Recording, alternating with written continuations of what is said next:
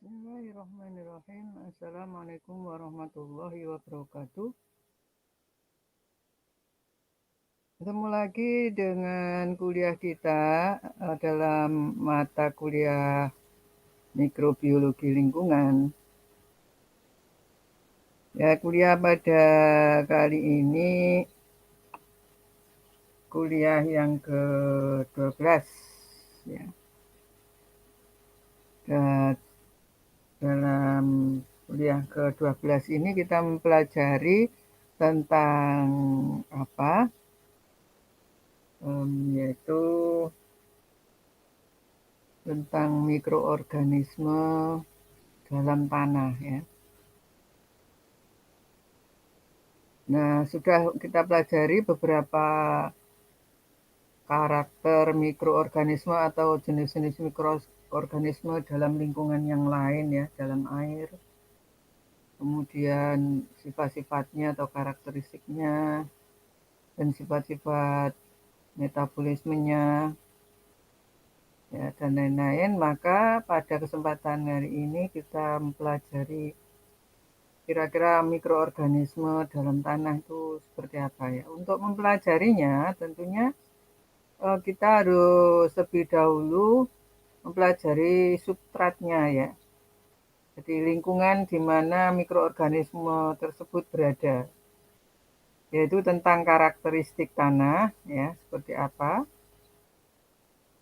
Karena tanah itu adalah merupakan hancuran batuan halus, butir pasir ya, ukurannya kurang lebih kecil ya, lebih kecil dari 0,2 mm ya, hancuran halus atau butir pasir gitu ya. Terus kemudian juga ada koloid, air, lumpur ya. Terus mengandung mineral, mengandung air juga ya. Keasaman ada atau kebasaannya. Nah, biasanya tanah yang paling atas itu adalah hancuran makhluk hidup ya. Jadi ada lapisan paling atas ya. Dan barangkali ini ada gambar yang bisa ditengok.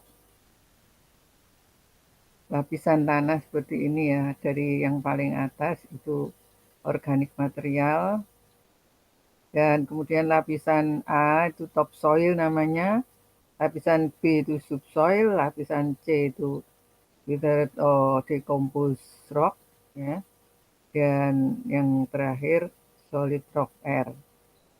Nah, ini bagian-bagian lapisan-lapisan tanah. Nah, yang tadi merupakan lapisan yang teratas ya, organik material ini itu disebut sebagai humus ya. Lapisan paling atas dari tanah ini humus ya. Itu karakter tanah kira-kira seperti itu, jadi lapisan-lapisannya juga ya. Dan kemudian yang bagian atas kan humus tadi ya, terdiri dari pelapukan makhluk hidup kan ya. Sehingga dalam hal ini humus tadi itu banyak ada mikroorganisme yang hidup di situ ya, bersifat autotrof dan heterotrof. Ya, disebut autotrof itu organismenya yang mampu memproduksi makanannya sendiri dengan menghasilkan senyawa organik dan anorganik dari anorganik. Ya. Ya, kemudian yang heterotrof, organisme yang tidak bisa memproduksi makanannya sendiri dan masih membutuhkan senyawa organik kompleks dari organisme lain. Jadi yang hidup di humus tadi ya autotrof dan heterotrof juga ya. Ya itu karena ada pelapukan makhluk hidup di lapisan atas itu, pelapukan-pelapukan di situ. Sehingga mikroorganismenya antara lain adalah hal tersebut. Juga ada bakteri penambat N2 ya di sini. Genus bakteri yang dapat mengikat N2 di udara atau penambat N2 di udara itu antara lain adalah yang terletak di situ ya di tanah ya, yaitu Acetobacter, kemudian Clostridium Pastorianum, maaf, Rhodospirillum rubrum, terus kemudian Alga birunostoc, Anabaena. Ada juga genus bakteri yang dapat mengikat N2 bebas tetapi hanya dalam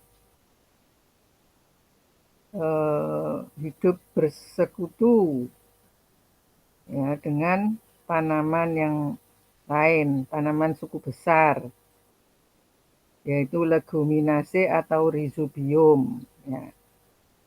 Jadi ini ada jenis ini ya. Lalu kemudian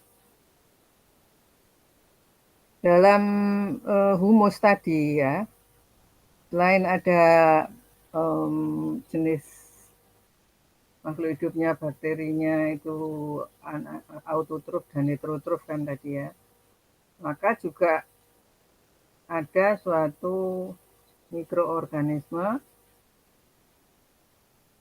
yaitu di sini sisa makhluk hidup terutama dari tumbuhan yang hancur oleh mikroorganisme di dalam humus itu.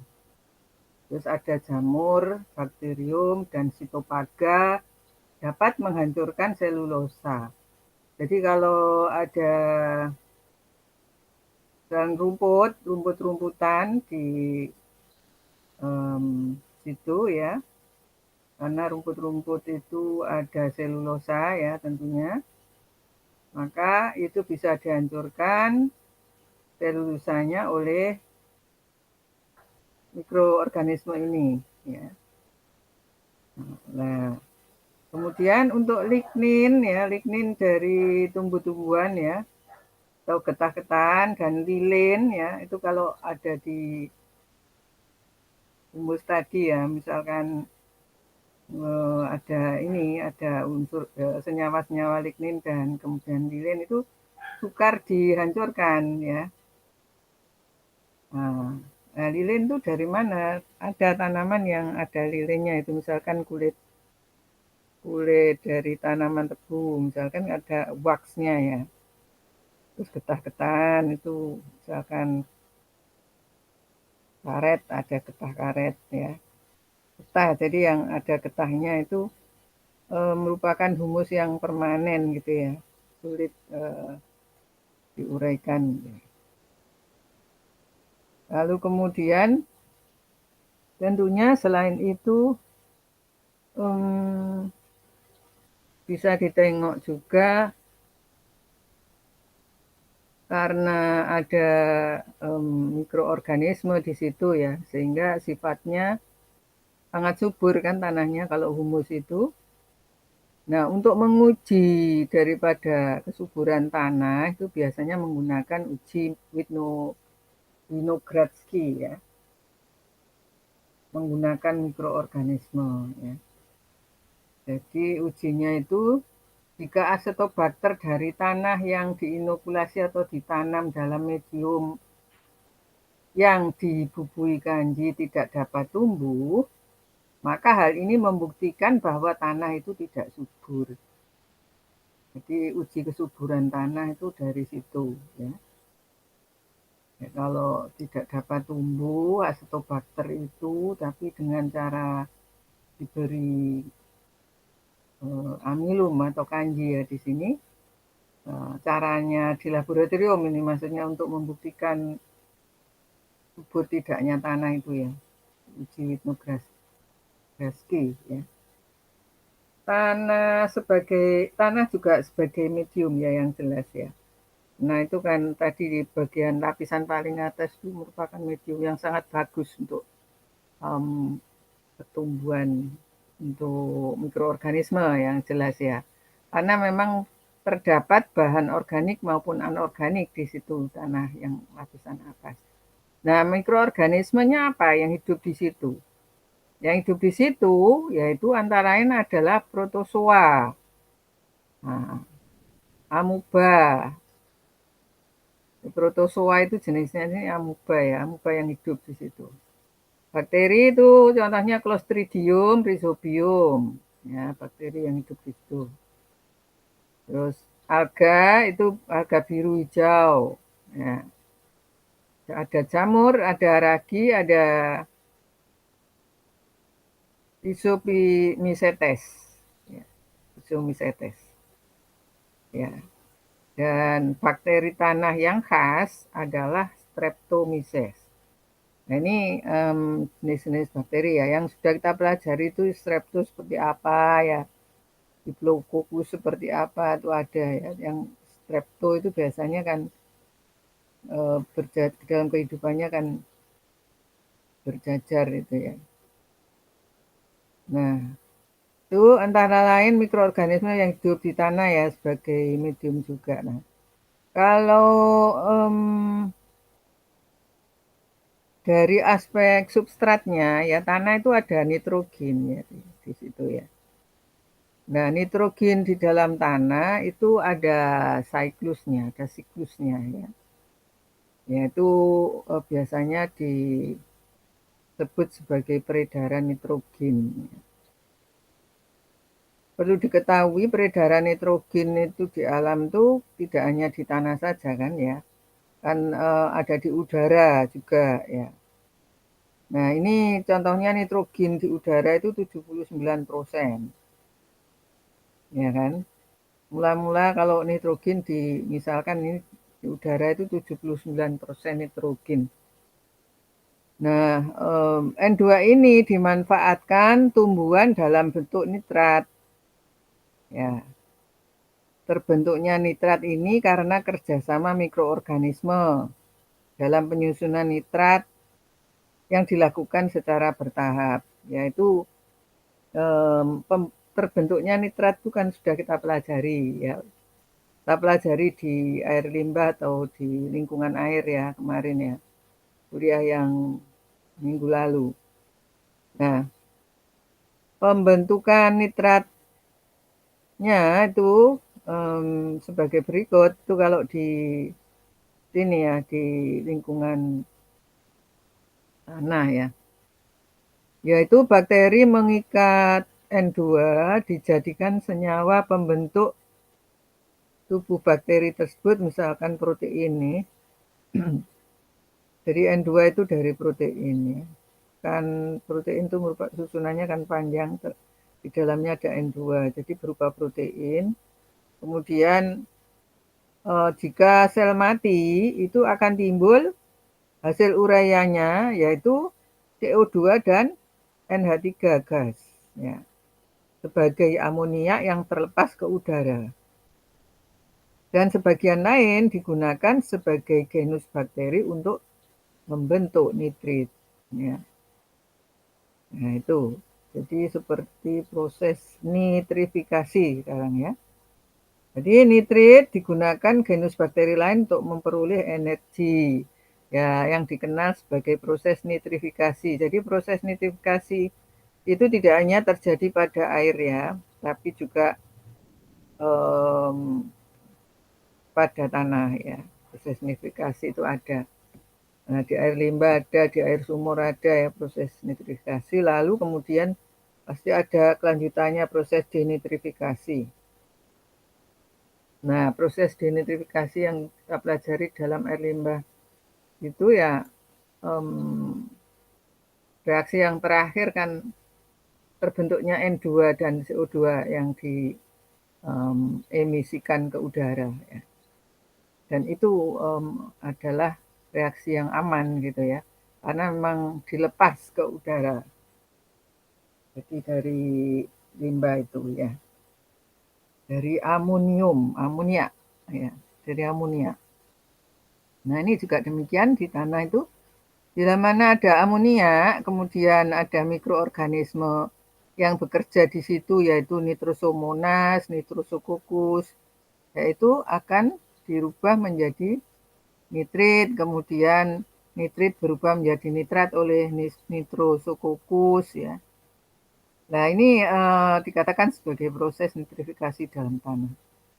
Nah, reduksi dari N2 menjadi NH3 disebut amonifikasi.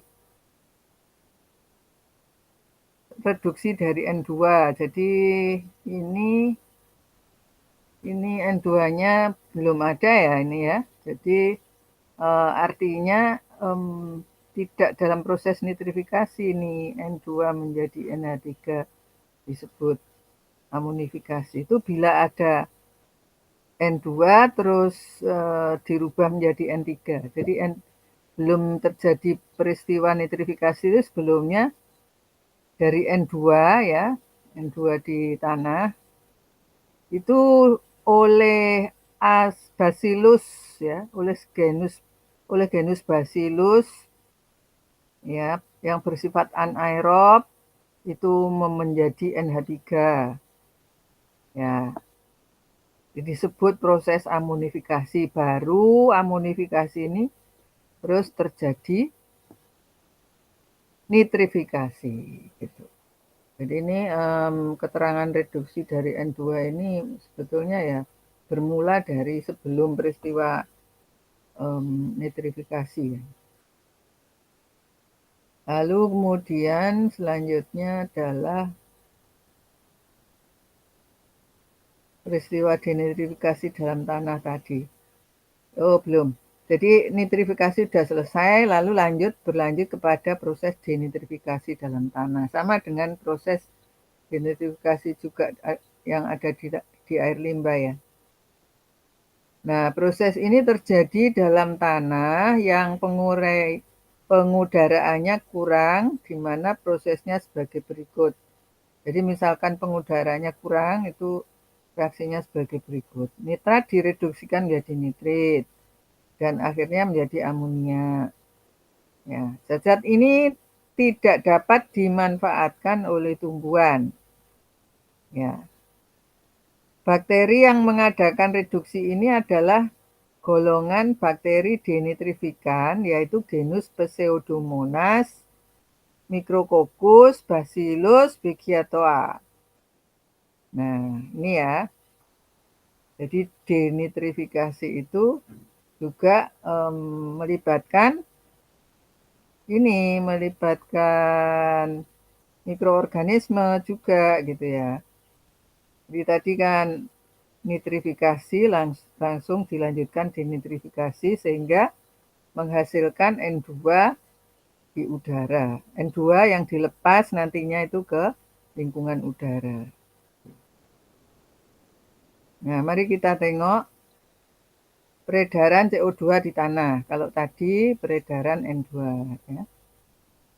Nah, peredaran di tanah ini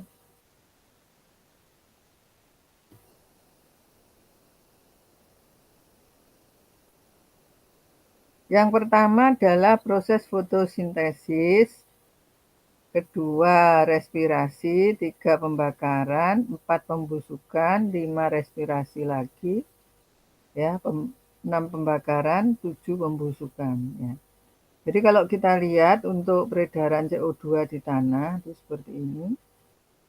Jadi 1 fotosintesis, 2 ya. Nah, CO2 di udara ini diperlukan untuk dalam hal ini ya, pertama masuk ke tumbuhan dulu ya, CO2 masuk ke tumbuhan, terus kemudian oleh tumbuhan dikeluarkan lagi sana ya, fotosintesis dulu. Fotosintesis itu kan berarti O2 ya, O2 yang dihasilkan berarti masuk ke udara mestinya O2 ya. Tapi dalam fotosintesis kan ada juga CO2 ya. CO2 itu diambil sih dari udara, kemudian untuk respirasi tumbuhan itu menjadi O2 kan. Yaitu 2 itu respirasi dibutuhkan oleh tumbuhan ya. Kemudian proses pembakaran itu terjadi ini CO2 juga ya. Proses pembusukan itu juga CO2, semua dibawa ke udara, diemisikan ke udara. Hewan juga demikian, respirasi hewan menghasilkan CO2, pembakaran menghasilkan CO2 dan pembusukan juga menghasilkan CO2 di udara. Terus kemudian bagaimana di tanah nih? Di tanah itu ternyata CO2-nya ya.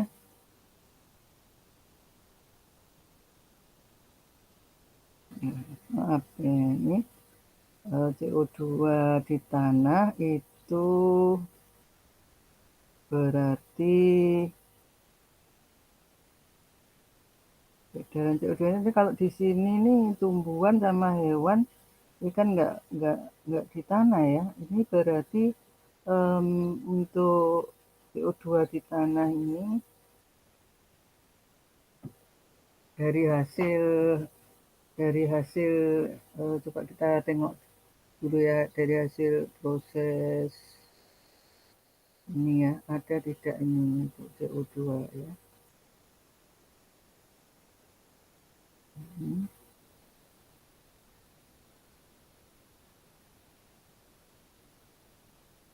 Oh, jadi di sini di tanah itu tadi menghasilkan ya kan. Oh ini tidak ada di reaksinya ya, tapi tentunya dalam proses ini ya, proses peredaran CO2 di tanah ini juga melibatkan mikroorganisme tentunya ya. Nah, bila ada di humus ya, jadi kan untuk proses yang menghasilkan CO2 itu yang di dalam tanah kan bisa terjadi ya. Nah, itu berarti um, yang di dalam tanah ya. Tapi kalau dalam gambar ini antara apa itu? Antara tumbuhan, kemudian hewan dan kemudian bermekanisme untuk fotosintesis itu tumbuhan ya, dan lain-lain ini ya ini yang sehingga masuk ke udara semua ini CO2-nya ya. Oke. Nah, kemudian selain itu bahwa untuk komponen yang tadi ada persenyawaan nitrogen maupun asam-asam organik itu tadi ya. Nah, ini tentunya akan mempengaruhi suatu keasaman di dalam tanah ya. Jadi mempengaruhi pH ini dari persenyawaan nitrogen, asam-asam organik dan fosfat yang ada di dalam tanah ini yang akan menimbulkan keasaman ya atau juga kebasaan ya daripada tanah ya. Ya. Jadi itu yang barangkali bisa saya sampaikan pada kalian semua mikroorganisme dalam tanah ya yang dalam hal ini mari kita tengok bisa dijawab pertanyaan-pertanyaan sebagai berikut ya. Misalkan tadi kan kita mempelajari komposisi ya, komposisi tanah atau lapisan-lapisan tanah tadi. Ini misalkan daftar pertanyaannya adalah sebutkan komponen tanah. Komponen tanah mana yang mengandung yang menguntungkan kehidupan bakteri autotrof dan heterotrof. Golongan bakteri manakah yang menghancurkan selulose? Tadi ya ada. Tuliskan urutan peristiwa nitrifikasi. Tulis peredaran CO2. Bagaimanakah melakukan uji Witnogradski? Jadi dari penjelasan-penjelasan tadi, mulai dari slide 1 sampai 13 itu bisa muncul ada beberapa pertanyaan, 1, 2, 3, 4, 5, 6. 6 pertanyaan yang bisa digunakan sebagai latihan ya. Oke, saya kira itu materi pada hari ini. Semoga materi yang saya berikan ini dapat bermanfaat. Sekian dulu. Assalamualaikum warahmatullahi wabarakatuh.